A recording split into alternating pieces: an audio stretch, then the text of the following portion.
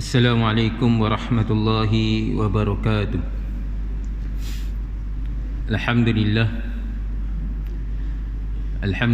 nahmaduhu wa nasta'inuhu wa nastaghfiruh wa nu'minu bihi wa natawakkalu alayhi wa na'udzu billahi min shururi anfusina wa min sayyiati a'malina. Man yahdihillahu fala mudilla lahu wa man yudlil fala hadiya lahu. أشهد أن لا إله إلا الله وحده لا شريك له وأشهد أن محمدا عبده ورسوله. اللهم صل وسلم وبارك على سيدنا محمد وعلى آله وصحبه وبارك وسلم. رب اشرح لي صدري ويسر لي أمري واحلل عقدة من لساني يفقهوا قولي. رب يسر ولا تعسر وتمم بالخير وبك نستعين يا فتح يا فتح يا فتح. Amma ba'd. Alhamdulillah, tuan-tuan, puan-puan, muslimin, muslimat yang dirahmati Allah Subhanahu wa taala. Pertama sekali dan selamanya mari kita ucapkan syukur kita kepada Allah Subhanahu wa taala kerana Allah Subhanahu wa taala masih lagi kekalkan kita di dalam nikmat dan rahmat-Nya. Allah Subhanahu wa taala masih lagi berikan kita taufik dan hidayat, dapat lagi kita terus beriman, beramal, menunaikan segala perintah-perintahnya, mengikut sunnah jalan petunjuk yang telah ditunjukkan oleh baginda Nabi sallallahu alaihi wasallam. Moga-moga dengan kita terus menerus menjalankan perintah Allah, mentaati segala suruhannya, mengikuti sunnah baginda Nabi sallallahu alaihi wasallam, Allah Subhanahu wa taala tambahkan lagi nikmat-nikmatnya kepada kita. Allah Subhanahu wa taala permudahkan urusan-urusan kita. Allah taala angkat segala kesusahan kita, lebih-lebih lagi dalam kita berhadapan dengan pandemik COVID-19 hari ini. Tuan-tuan, puan-puan, muslimin, muslimat yang dirahmati Allah, pagi ini insya-Allah kita sambung kitab pengajian kita, Kitab Minhajul Abidin, karangan Syekh Imam Al-Ghazali rahmatullah alaih. Pada masih lagi menceritakan tentang peringkat ilmu dan ma'rifat. Sebelum ni kita apa yang ditekankan oleh Imam Ghazali rahmatullah alaih, tuan-tuan muslimin yang dirahmati Allah, bahawasanya dalam kita nak menjadi hamba Allah Subhanahu wa taala yang sempurna, maka perlu adanya ilmu. Tidak hanya semata-mata kita tahu untuk beribadat, cara beribadat semata-mata, bahkan perlu juga ada ilmu, dan akan dijelaskan ilmu yang macam mana yang perlu ada. Jadi hari ini Imam sambung balik kitab pengajian kita, apabila seseorang sudah mengenali diri dan Tuhannya. Ini satu ilmu. Ilmu, antara ilmu yang perlu ada adalah dia kenal dirinya, kenal Tuhannya, kenal dunia dan akhirat. Tentu akan timbulnya perasaan cinta terhadap Allah sebagaimana hasil ma'rifah kepadanya. Dengan mengenal akhirat akan timbul rasa rindu terhadap akhirat. Manakala dengan mengetahui dunia pula, seseorang itu tidak akan tertarik dengannya. Apa yang penting bagi mereka ialah mendapat keredaan dan rahmat Allah Subhanahu wa taala serta segala yang bermanfaat untuk kehidupan di akhirat. Inilah ilmu. Ilmu, tuan-tuan muslimin yang dirahmati Allah Subhanahu wa taala, adalah ilmu yang sebenarnya. Ilmu, hakikat ilmu yang sebenarnya adalah supaya seseorang itu kenal Allah. Seseorang itu tahu tentang kehidupannya yang sebenar adalah kehidupan di akhirat, bukan kehidupannya di dunia. Apabila seseorang itu kenal Allah Subhanahu wa taala, siapakah Allah, siapakah Rabb dia, terhasilnya makrifah, kenal, maka apa tujuan dia yang ada di dunia ini hanya semata-mata untuk mencari keredaan Allah Subhanahu wa taala. Mencari keredaan Allah Subhanahu wa taala. Bukan dia akan menyibukkan diri dia dalam mencari keredaan Allah, dia akan berpaling daripada dunia dan dia akan usahakan untuk kehidupan akhirat dia. Inilah keadaannya bila orang dah berilmu. Orang berilmu, ilmu yang sebenar, hakikat ilmu yang sebenarnya ialah dia kenal Allah, dia cintakan akhirat lebih daripada apa yang diinginkan di dunia ini. Kehidupan di akhirat jauh lebih bermanfaat, jauh yang mana sebenarnya dekat dunia ni tak ada pembandingan pun kehidupan di akhirat. Apa sahaja yang kita terdetik hati di akhirat, di dalam syurga, semuanya Allah Subhanahu wa taala akan perkenankan. Kalau kita nak cerita tentang syurga, tuan-tuan, dalam syurga ni ada satu pasal yang mana kalau kita hari ini, kalau kita nak cantikkan wajah kita, nak kemaskan wajah kita, macam-macam kita kena pakai, macam-macam suplemen, macam-macam pembedahan, itu dan ini perlu buat. Tapi dalam syurga, tuan-tuan muslimin muslimat yang dirahmati Allah Taala sediakan pasar wajah. Ada pasar wajah. Masuk dalam pasar tersebut, nak tukar wajah mana? Boleh tukar. Pagi keluar daripada rumah, keluar daripada mahligai dia wajah lain. Balik-balik bila jumpa bidadari dia pakai wajah lain. Kan lebih handsome, lebih cantik, lebih kemas. Ini dalam syurga. Dalam syurga, tuan-tuan muslimin muslimat yang dirahmati Allah Subhanahu wa taala sentiasa bahagia.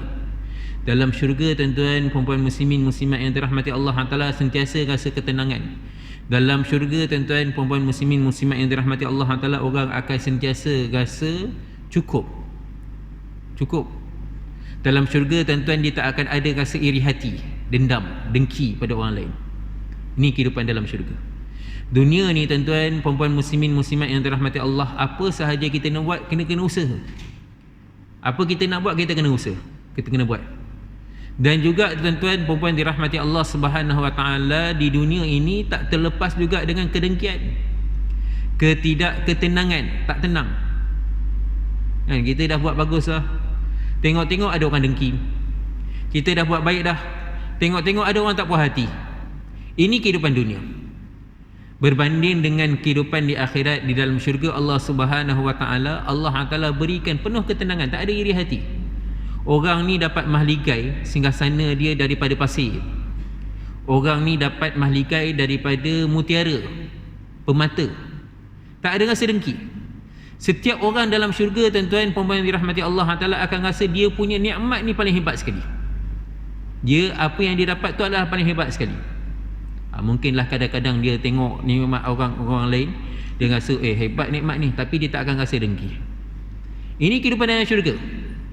Orang yang tahu kehidupan syurga, tuan-tuan perempuan yang dirahmati Allah Subhanahu wa taala, dia akan berpaling daripada dunia ni.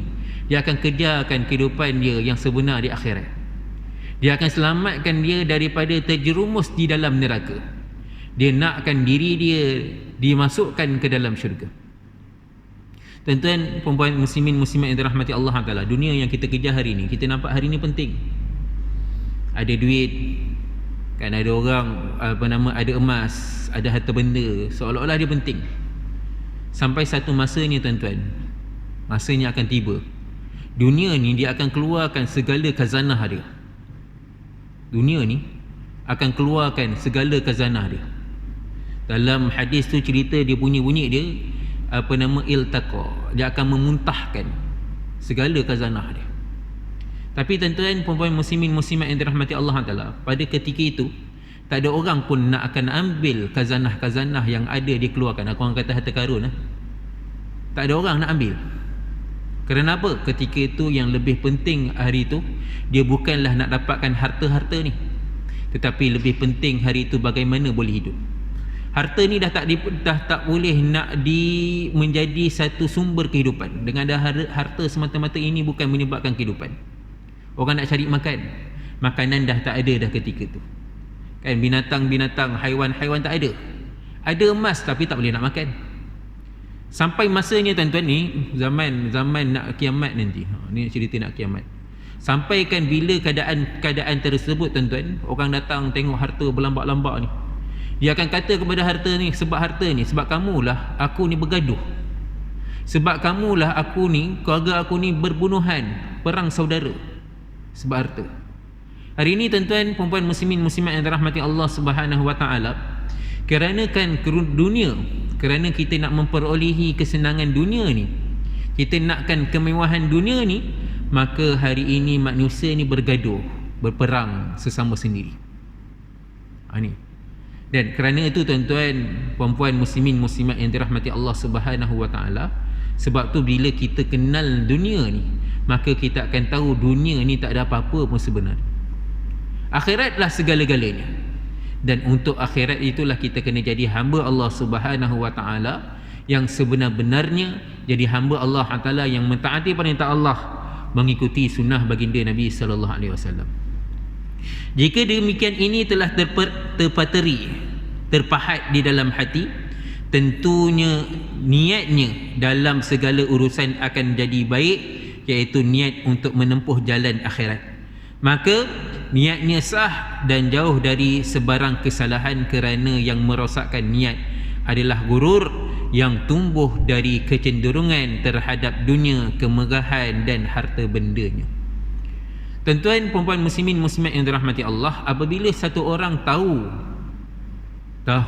sebenar-benarnya kehidupan dia yang sebenar, Rabb dia yang sebenar, apakah tujuan hidup dia, dia tahu yang ada hari ini hanya sementara, dunia yang ada hari ini adalah permainan, maka dia akan usaha bagaimana dia nak dekatkan diri dia kepada Allah Ta'ala dengan sepenuh-penuhnya. Dia akan ikhlaskan niat dia. Dia akan buat apa sahaja kerana Allah Subhanahu wa taala. Apa yang dia lakukan adalah kerana Allah, niat dia.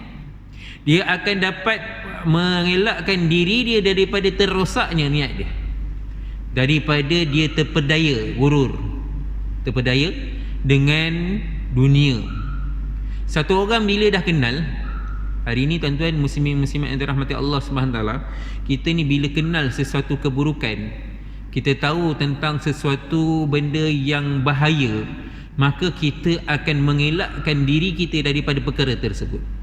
Kita tahu benda ni bahaya, kita tahu benda ni buruk, maka kita akan menjauhi perkara tersebut. Contoh dia macam kena COVID hari ni lah kan? Kalau kita tahu tempat itu kes dia merah, tempat dia tengah PKPD, perintah kawalan diperketatkan, maka kita pun tak nak pergi tempat tu kan? Sebab apa? Bahaya. Jangan masuk, jangan pergi tempat tu. Kalau kita dengar ada satu kes pun kadang-kadang risau juga kita. Ni sekarang ni dia kurang dah sikit. Masa awal-awal PKP hari tu tuan-tuan, keluar rumah pun tak nak. Tengok orang keluar rumah pun duk bising lagi. Jangan keluar rumah, bahaya. Hari ni kurang dah sikit. Hari ni walaupun PKP sebelum ni, PKP 2.0 sebelum ni tuan-tuan muslimin muslimat yang dirahmati Allah Taala, ada lagi orang berani nak keluar. Kalau awal-awal PKP tahun lepas, takut sangat nak keluar. Sebab apa? Sebab kita tahu, kita dengar akan dia punya ketakutan dia, bahaya dia. Begitulah juga tuan-tuan perempuan muslimin muslimat yang dirahmati Allah Subhanahu wa taala. Kalau kita tahu bahayanya dunia ni sebenar-benarnya, kita tahu bahawasanya dunia ni tak ada apa-apa, maka kita akan meninggalkan dunia ni dan menujukan akhirat. Kita akan usahakan untuk dapatkan akhirat. Kita akan usahakan bagaimana kehidupan akhirat kita ni berjaya. Kita akan usahakan bagaimana kehidupan akhirat kita ni terselamat daripada neraka, terselamat daripada azab. Macam mana kehidupan akhirat ni kita dapat ketenangan, mengecapi kenikmatan di dalam syurga, dapat segala nikmat yang Allah Taala berikan. Kehidupan dunia ni tuan-tuan tak lebih macam sarang labah-labah kan? Dunia ni tak lebih hebat daripada sarang labah-labah. Dunia ni tuan-tuan tak ada nilai walaupun sebelah kepak nyamuk. Macam itu sekali. Kepak nyamuk, nyamuk pun kita tengok tak suka. Ini pula kepak nyamuk, lagi-lagi lah. Dunia ni tak hebat lebih daripada sarang labah-labah. Macam mana kita lihat sarang labah-labah ni sangat-sangat dia lemah. Kita hayun sikit je, kadang-kadang dengan angin yang kuat pun, dengan angin boleh dia hancur. Kita hayun sikit tongkat kita punya penyapu sarang labah-labah tersebut, hancur. Inilah dunia. Akhirat ni tuan-tuan perempuan muslimin muslimat yang dirahmati Allah Taala, jauh sangat-sangat jauh hebat daripada itu. Apa yang kita nak semua boleh dapat. Satu orang bila dia kenal kehidupan akhirat, dia akan buat sungguh-sungguh hati dia. Sebab tu kita akan dengar ahlullah, mereka-mereka yang ahli dalam menunaikan perintah Allah ni, bila dia kenal kehidupan akhirat ni tuan-tuan, dia sanggup tinggalkan makan dan minum dia. Bukan kita nak suruh macam tu, tapi bila dia kenal akhirat ni, dia nampak kehidupan akhirat itu adalah kehidupan yang sempurna, maka dia sanggup meninggalkan segala kemewahan dunia ni. Dia sanggup tinggalkan makan dan minum dia. Dia sanggup tinggalkan harta benda dunia ni. Kerana apa? Kerana nak mengecapi kehidupan akhirat yang sebenar-benarnya. Cuma Nabi SAW ni kadang-kadang setengah orang. Tak salah. Cuma Nabi SAW ajar kita ni mu'tadil, bertengahan. Kerana apa? Takut kita ni tak mampu bila kita terlalu susahkan diri kita. Cuma ada mereka-mereka yang bila dah sampai tahap ni, lupa dah dunia ni, tak nampak dah dunia, mereka sanggup susah untuk dunia ni. Ada macam ni. Bukanlah bermakna tak boleh. Boleh. Cuma Nabi SAW banyak menyarankan kepada kita ni mu'tadil, pertengahan. Kerana apa? Kalau kita takut umat ini bila dia melampau sangat, takut dia tak dapat nak istiqamah berterusan, di pertengahan jalan dia tinggalkan. Tuan-tuan, puan-puan, muslimin muslimat yang dirahmati Allah Subhanahu wa taala, oleh kerana itu kan, dalam kita menjadi hamba Allah, hari ini kita sebagai hamba Allah, bagaimana dalam setiap pergerakan kita, bagaimana dalam setiap kehidupan kita ni, kita nak jadi hamba Allah Subhanahu wa taala yang sempurna, yang mana mentaati perintah Allah, mengikuti sunnah Nabi sallallahu alaihi wasallam. Itulah yang tujuan hidup kita hari ini. Dunia ini adalah keperluan. Dunia ini keperluan. Kita perlu, tetapi bukan maksud. Bukan tujuan. Orang nak menuju sesuatu tempat, contoh dia nak pergi Kuala Lumpur hari ini, dia akan pergi Kuala Lumpur, itu tujuan dia. Dia akan segera macam mana dia fikir dia, macam mana dia nak sampai kepada tempat tujuan dia. Di samping perjalanannya 3-4 jam tu, ada R&R, ada kedai-kedai yang mana ada petrolpam yang mana dia akan berhenti. Keperluan dia berhenti kat petrolpam sebab apa? Perlu untuk isi minyak kereta dia. Dia berhenti kat R&R kerana keperluan dia untuk dia makan. Tetapi dia tak akan berhenti selama-lamanya, hanya singgah sekejap. Itulah umpama ni dunia kita hari ini, tuan-tuan, puan-puan, muslimin muslimat yang dirahmati Allah Taala. Tujuan maksud kita adalah akhirat.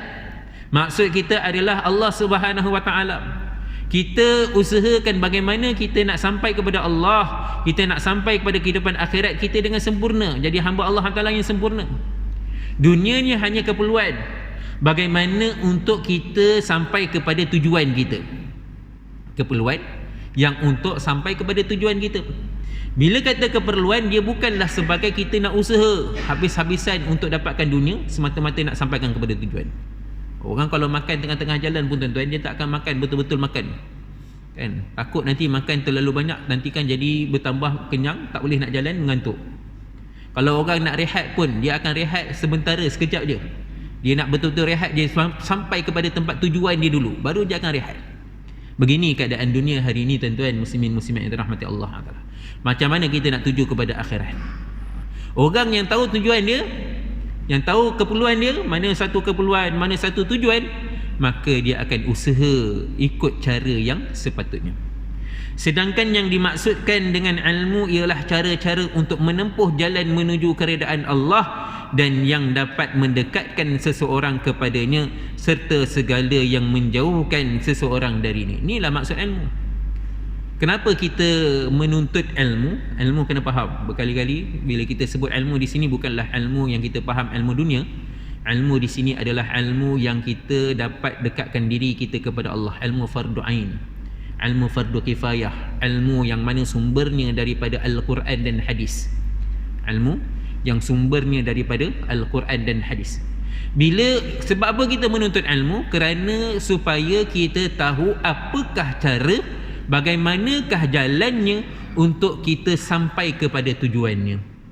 Sampai kepada tujuan.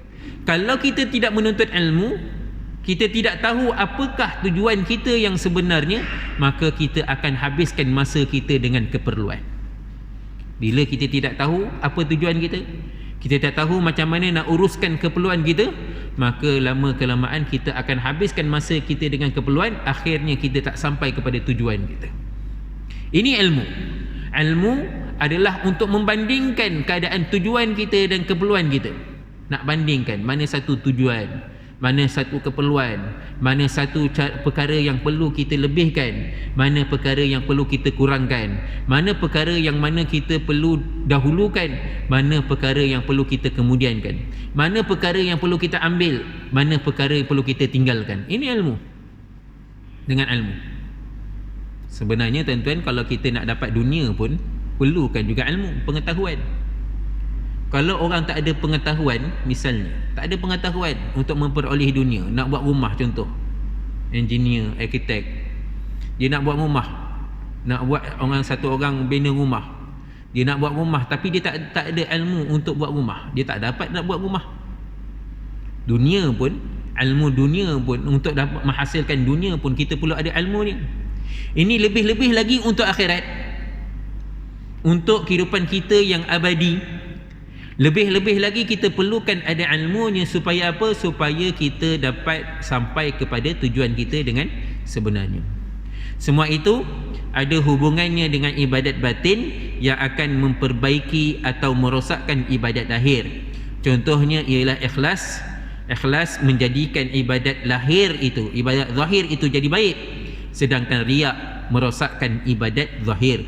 Begitu juga dengan ujub, zikrul minnah dan sebagainya.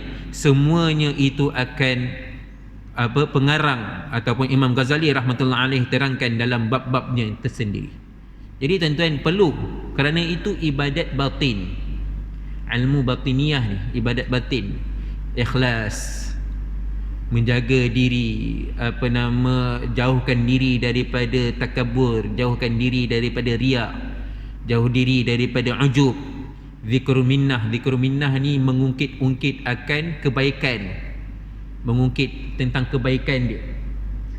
Perkara-perkara ni perlu kita ketahui.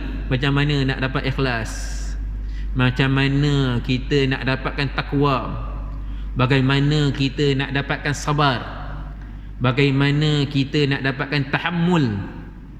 Ini semua tuan-tuan, perempuan muslimin muslimat yang dirahmati Allah, ilmu yang sebeginilah juga antara ilmu yang penting untuk menjaga ibadat-ibadat kita yang zahir ini. Solat kita, puasa kita, zakat kita, haji dan umrah kita, bahkan banyak lagi amalan-amalan kita. Hari ini tuan-tuan, perempuan muslimin muslimat yang dirahmati Allah Subhanahu wa taala, ada orang solat, ada orang puasa, dia zakat, dia buat haji, umrah, tetapi tuan-tuan perempuan muslimin muslimat yang dirahmati Allah taala, oleh kerana ilmu batin ni tak ada, maka puasa dia, solat dia jadi sia-sia. Solat dia hanya semata-mata kerana ada sesuatu, kerana sesuatu dunia ni, ada sesuatu kedudukan. Aku solat sebab apa? Aku ni duduk orang AJK masjid misalnya, maaf sentuh, contoh kan, aku ni orang masjid, orang dekat dengan masjid, aku ni bina masjid. Kalau nanti kan aku tak datang solat, orang pandang apa pula, orang cakap apa pula. Aku solat ni sebab apa? Nak tunjuk pada orang yang aku ni jaga solat. Aku bayar zakat sebab apa? Kena nak tunjuk aku ni, tengok ada duit ni aku bagi. Ada orang buat dakwah, ada orang buat amal, berdakwah, beramal, banyak perkara-perkara dia buat, tetapi hanya semata-mata nak tunjuk pada orang, nak tunjuk aku boleh buat. Tapi hati dia tuan-tuan muslimin muslimat yang dirahmati Allah Taala penuh dengan takabur, penuh dengan ujub. Ujub ni apa dia tuan-tuan? Rasa dia lagi hebat, orang lain tak hebat, orang lain tak boleh buat. Ini perkara yang mana kita nak jaga-jaga. Perkara ni akan datang takabur. Orang belajar ilmu tuan-tuan, dia akan datang takabur. Ilmu ni, orang belajar ilmu, bersama dengan ilmu ni akan datang takabur. Rasa dia ni yang betul, orang lain salah. Bila kita belajar ilmu, akan datang sifat takabur. Ilmu yang kita belajar hari ni, walaupun kadang-kadang kita tengok ustaz-ustaz ni tak adalah kaya mana pun, ustaz-ustaz ni tak adalah berkedudukan tinggi mana pun, tetapi bersama dengan ilmu yang ada padanya, dia telah membawa sifat bangga diri, takabur. Dan kerana itu ilmu yang kita pelajari pun perlu kita ada batasan dia, ada tempat yang mana kita perlu mendalaminya. Ilmu batin inilah untuk menyelamatkan kita daripada sifat-sifat yang mana merosakkan amalan-amalan zahir kita. Jadi tuan-tuan, puan-puan muslimin muslimat yang dirahmati Allah Taala, nak beritahu apa dia? Ilmu tasawuf ini adalah sebahagian daripada ilmu yang sangat-sangat penting perlu diusahakan. Ada mereka-mereka yang menolak ilmu tasawuf dengan alasan-alasan dia. Dia kata ilmu tasawuf ni tak sabit. Ilmu tasawuf ini daripada hadis itu, daripada hadis yang dhaif, hadis yang lemah. Ada tu mereka tak jumpa pun hadis tersebut. Mereka menolak ilmu tasawuf. Ulama-ulama arif billah tuan-tuan, mereka yang kenal Allah Subhanahu wa taala ni tuan-tuan, puan-puan muslimin muslimat yang dirahmati Allah Taala, tak sebegitu. Mereka bila kenal Allah Subhanahu wa taala, Allah Taala buka, singkapkan banyak pengenalan kepada Allah Taala yang mana orang awam biasa ni banyak tak tahu. Kita kadang-kadang pun tak faham, tengok ulama ni buat gini, buat gitu. Kadang-kadang kita tak faham. Tapi ulama-ulama yang arif billah ni, mereka dah kenal Allah Subhanahu wa taala, tahu jalannya. Dia kenalkan kepada kita yang awam ni banyak perkara-perkara supaya apa kita ikut. Kita nak kenal Allah Taala, kita tak sampai-sampai lagi. Banyak benda yang mana kita tak mampu nak buat. Maka ulama ni tunjukkan jalan. Ulama ni tunjukkan jalan, tunjukkan ubatnya, tunjukkan cara dia supaya apa? Supaya kita ni selamat. Kita dapat jalan bertemu dengan Allah Subhanahu wa taala sampai kepada tujuannya dengan selamat. Ada orang dia jalan, dia usahakan, dia amalkan perintah-perintah Allah Subhanahu wa taala, tapi tuan-tuan, oleh kerana dia tak tahu cara dia tak ikut dia punya ketetapan dia, maka zahir macam dia amalkan perintah Allah, tapi bila ke akhirat dia dihumbankan ke dalam neraka. Na'udzubillah min zalik. Jadi tuan-tuan muslimin yang dirahmati Allah Taala, semua itu ada hubungannya dengan ibadat batin yang akan memperbaiki atau merosakkan ibadat lahir kita. Ini semua ada kaitan dengan ibadat batin kita, dengan ilmu kita tentang ikhlas, sabar, tahammul, tawakal. Ini semua perkara bila kita sempurna dalam diri kita tuan-tuan muslimin muslimat yang dirahmati Allah, maka kita akan jadi hamba Allah Taala yang sempurna. Barang siapa yang tidak mengetahui ibadat batin dan pengaruhnya terhadap ibadat lahir serta cara-cara menjauhinya, tak mengetahui ibadat batin dan juga kepentingannya ibadat batin ini dengan ibadat lahir dan cara-cara untuk menjauhinya, perkara-perkara yang tidak sepatutnya ada, riya, sum'ah, ujub, hubud dunia, perkara-perkara ni tak tahu cara nak menjauhinya, maka peluang untuk mereka selamat amatlah tipis dan mereka akan kehilangan pahala ibadat zahir serta batin. Sebaliknya, mereka hanya akan mendapat kecelakaan dan kesulitan serta kerugian yang nyata. Orang yang mana dia tak nak usaha, dia tak nak tahu bagaimana cara-cara untuk selamatkan diri dia, dia tak tahu perkara yang ini ujub, ini sum'ah, ini takabur, ini hubbud dunya, perkara-perkara ni dia tak jauhkan diri dia, maka bila dia beribadat, ada orang buat ibadat zahir, solat, zakat, puasa, haji, sebagainya, tetapi ia bukan dapat selamatkan diri dia, bukan menambahkan ketenangan kepada diri dia, tetapi menambahkan kecelakaan kepada diri dia, menambahkan kesulitan. Dia buat hanya kerana masyakkah dia, susah-susah dia. Solat dia susah-susah, pergi haji, dia pergi umrah tuan-tuan, hanya menghabiskan duit sahaja. Kan, dia bayar zakat, habiskan duit dia sahaja. Dia berpuasa, hanya habiskan, buat penatkan diri dia sahaja. Kerana apa? Dia tidak tahu bagaimana, apa itu ibadat batin, apa itu amalan-amalan hati, dan dia tak menjauhkan perkara-perkara yang boleh merosakkan ibadat dia, maka ibadatnya hanya lelah, kesulitan, hanya kepenatan sahaja. Oleh kerana itu tuan-tuan muslimin muslimat yang dirahmati Allah Subhanahu wa taala, perkara ini adalah sangat-sangat penting. Penting untuk kita mendalami ilmu tasawuf. Penting untuk kita mendalami ilmu tasawuf, ilmu hati ini. Kerana apa? Kerana nak memelihara amalan-amalan kita daripada jadi terrosak. Ada orang buat amalan sikit je tuan-tuan, dia sedekahkan RM1, tetapi oleh kerana keikhlasan dia tuan-tuan, RM1 itu sangat-sangat bernilai. Ada orang tuan-tuan, dia sedekahkan ribuan ringgit, juta-juta ringgit dia boleh bagi, tetapi tuan-tuan oleh kerana tiada keikhlasan, berjuta-juta tersebut tak ada apa-apa pun di sisi Allah Subhanahu Wa Taala. Ini bezanya bila amalan batin, bila amal hati ni betul. Amal hati ni jadi betul, maka amalan yang sedikit pun sangat-sangat memberi kesan yang besar di sisi Allah. Tapi bila amalan batin ni, amalan hati ini tidak betul, maka amalan yang besar pun, sikit nilai pun tak ada di sisi Allah. Yang ada hanya kepenatan, kesulitan, kesesakan, kerugian semata-mata. Oleh kerana itu tuan-tuan muslimin muslimat yang dirahmati Allah Taala, khulasah kita hari ini ialah pentingnya ilmu tasawuf untuk memelihara segalanya amalan kita. Moga Allah Taala pelihara hati kita, pelihara amal kita, sentiasa mencari keredaan Allah, menjadikan akhirat tujuan kita, menjadikan keredaan Allah SWT maksud kita. Kan dunia ini hanya sementara, dunia ini hanya sebagai keperluan kita.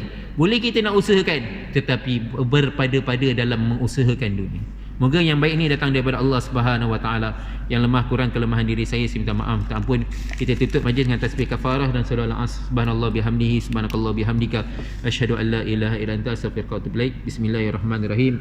Wal 'asr innal insana lafi khusr illa alladhina amanu wa 'amilus solihat wa tawassaw bil haqq wa tawassaw bis sabr. Assalamualaikum warahmatullahi wabarakatuh.